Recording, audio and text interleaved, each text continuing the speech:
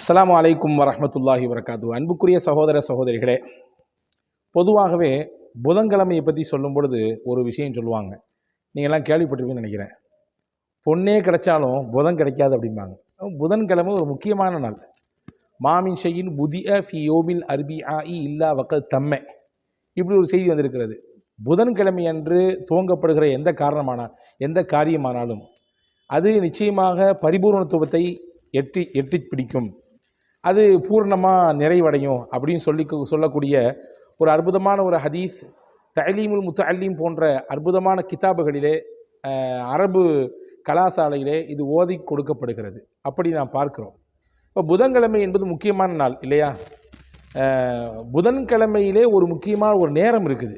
அந்த நேரத்துக்குன்னு தனிச்சிறப்பு இருக்குது.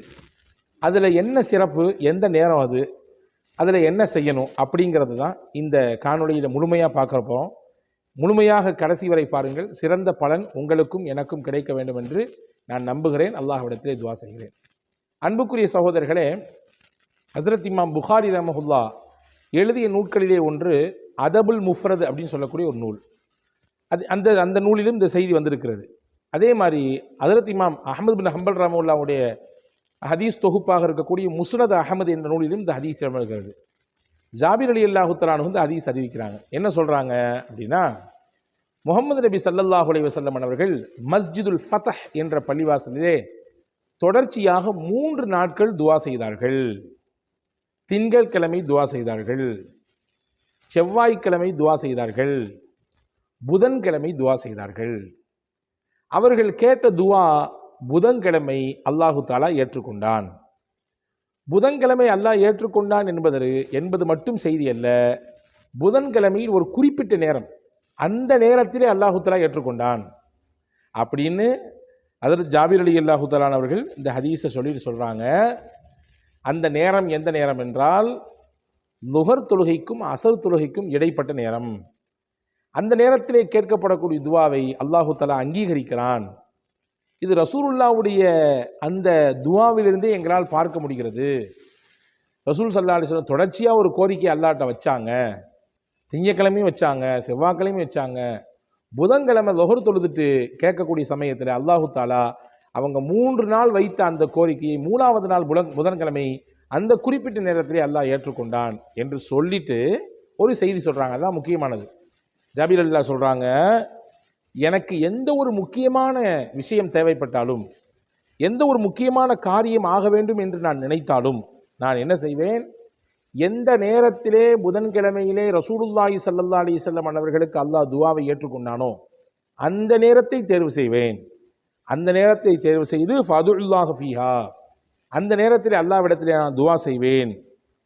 துவா செய்ததோடு மட்டுமல்ல, நான் கேட்ட துவாவிற்கு எனக்கு பதில் கிடைப்பதையும் நான் பார்த்தேன், அனுபவித்தேன் என்று ஹஜ்ரத் ஜாபிர் ரலியல்லாஹு சொல்கிறாங்க.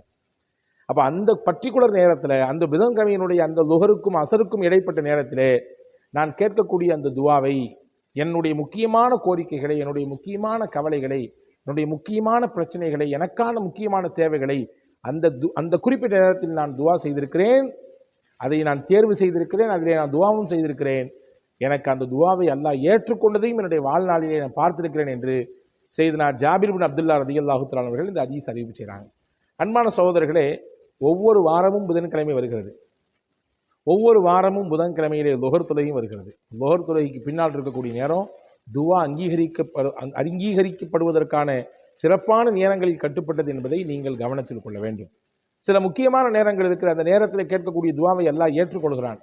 வெள்ளிக்கிழமை தோறும் ஒரு நேரம் இருக்கிறது. அந்த நேரத்திலே அடியான் அல்லாஹ்விடத்திலே கையேந்தினால் நிச்சயமாக அல்லாஹ் அவருடைய கோரிக்கையை நிறைவேற்றுவான் என்று பெருமானார் ஸல்லல்லாஹு அலைஹி வஸல்லம் அவர்கள் சொன்னார்கள். அது எந்த நேரம் என்பதிலே சஹாபாக்களுக்கு மத்தியிலே இருவேறு கருத்துக்கள் இருக்கிறது. சில சஹாபாக்கள் சொல்கிறாங்க அசருக்கு பின்னால் இருக்கக்கூடிய நேரம் என்று. சில சஹாபாக்கள் சொல்கிறாங்க 2 குத்துபாவுக்கும் இடையிலே இமாம் அமருவாரே அந்த குறைந்தபட்ச நேரம் தான் என்று சொல்கிறார்கள். இப்படி அதே போன்று ரசூலுல்லாஹி ஸல்லல்லாஹு அலைஹி வஸல்லம் சொல்லியிருக்கக்கூடிய ஹதீஸ் இப்படியும் வந்திருக்கிறது.